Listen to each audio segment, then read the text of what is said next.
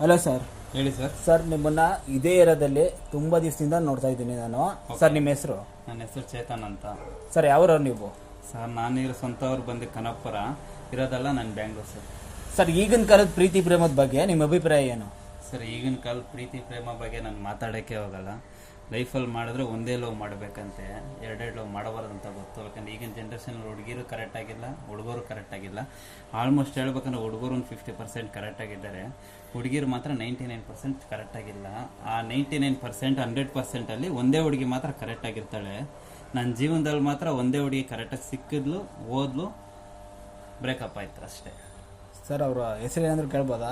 ಇದು social media ಅಲ್ವಾ sir, ತುಂಬ ಹೆಸರೆಲ್ಲ ಸುಮ್ಮನೆ ಕೇಳಿ ಪಾಪ ಪಬ್ಲಿಸಿಟಿ ಬೇಡ. ನಾನು ಅವಳನ್ನ ಕರಿತಾ ಇದ್ದೆ, ತುಂಬ ಹೆಸರಿಟ್ಟು ಕರಿತಾ ಇರಲಿಲ್ಲ. ನಾನು ತುಂಬ ಪ್ರೀತಿಯಿಂದ ಕರಿತಾ ಇದ್ದೆ. ಒಂದು ಪೆಟ್ ನೇಮ್ ಮಾತ್ರ ಪಾಪು ಅಂತ. ಬಟ್ ನನ್ನ ಹತ್ರ ಏನು ಇಲ್ಲದೆ ಇದ್ದಾಗ ಇದ್ಲು, ಇವತ್ತೆಲ್ಲ ಇದೆ, ಬಟ್ ಅವಳೇ ಇಲ್ಲ ಅಷ್ಟೇ. ಬಟ್ ಎಲ್ಲೇ ಇರಲಿ, ಹೇಗೆ ಇರಲಿ, ಚೆನ್ನಾಗಿದೆ.